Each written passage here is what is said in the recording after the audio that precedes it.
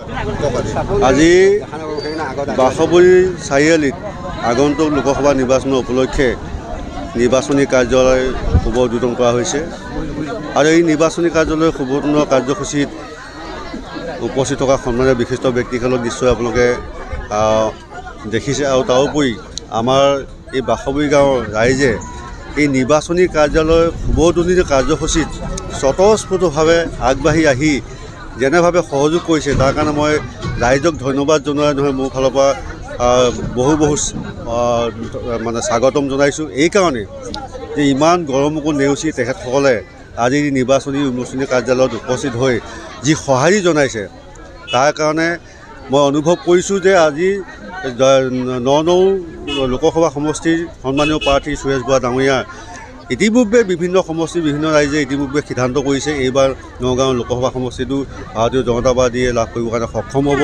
তাৰোপৰি আজিৰ এই কাৰ্যালয় উন্মোচনী সভাত ৰাইজৰ যি সমাগম মই তিৱা স্বায়ত্ব পৰিষদৰ মুখ্য কাৰ্যবাহী সদস্য হিচাপে সঁচাকৈ অভিভূত হৈছোঁ যে আগতো নিৰ্বাচনী কাৰ্যালয় ইয়াত শুভ উদ্বোধনী কাৰ্যসূচীত মই অংশগ্ৰহণ কৰিছিলোঁ তাত নিজেই নিৰ্বাচনী কাৰ্যালয় উন্মোচন কৰিছিলোঁ, কিন্তু আজিৰ যিটো সমাগম ই সঁচাকৈ ৰাইজৰ যিটো স্বতঃস্ফূৰ্ত উপস্থিতি ই সঁচাকৈ মানে ৰাইজে ধন্যবাদৰ পাত্ৰ যে তেখেতসকলে স্বতঃস্ফূৰ্তভাৱে আগবাঢ়ি আহি আগন্তুক লোকসভা নিৰ্বাচনৰ মিত্ৰজোঁটৰ যি প্ৰাৰ্থী সুৰেশ বৰা ডাঙৰীয়া এই সুৰেশ বৰা ডাঙৰীয়াক যে বিপুল সংখ্যক ভোটৰ ব্যৱধানত যে এই অঞ্চলৰ পৰা তেখেতসকলে যে জিকোৱাৰ যি পণ বান্ধিছে, গতিকে তাৰ কাৰণে মই তেখেতসকলক ধন্যবাদ জনাইছোঁ।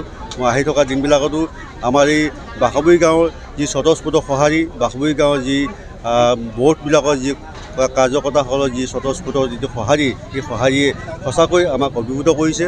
সুৰেশ বৰা ডাঙৰীয়া এইবাৰ ননৌ লোকসভা যিটো সমষ্টি নগাঁও এই সমষ্টিৰ পৰা যে এইবাৰ জয়যুক্ত হ'ব এই কথাটো ইতিপূৰ্বে বাসবৰীবাসী ৰাইজে বন মানি লৈছে। কাৰ্যকৰ্তাসকল বয়সৰ সন্মানীয় উপচাৰিকাসকল ইতিপূৰ্বে আমাৰ নিৰ্বাচনী কাৰ্যালয়ৰ উন্মোচনী সভাৰ থুলমূল ভাষণ ৰাখি গৈছে আমাৰ বন্ধুবৰ দীপেন দাস আৰু আমাৰ মণি বৰা ডাঙৰীয়াই। বাসবৰী এই চাৰিআলিত নিৰ্বাচনী কাৰ্যালয় উন্মোচন কৰিলে সঁচাই এটা কথা মনত পৰে, প্ৰতি বছৰে নিৰ্বাচনী কাৰ্যালয় উন্মোচন কৰাৰ সময়ত আমি ৰাইজক আমন্ত্ৰণ কৰাৰ লগে লগে ৰজকো নেওচি ৰজকো নেওচি গোটেই ৰাইজৰ সমাগম আমি দেখিবলৈ পাওঁ। সঁচাকৈ ভাল লাগে বাসবৰীবাসী ৰাইজ সকলোৱে মৰমৰ শ্ৰদ্ধাৰ কাউন্সিলৰ CEM ডাঙৰীয়া, জীৱন চন্দ্ৰ কোঁৱৰ ডাঙৰীয়া, বৌদ্ধৰ সভাপতিসকল, মঞ্চত উপবিষ্ট থকা আমাৰ শ্ৰদ্ধাৰ ব্যক্তিসকল, আচলতে ভাষণ দিয়াৰ মোৰ তেনেধৰণৰ অভ্যাস নাই।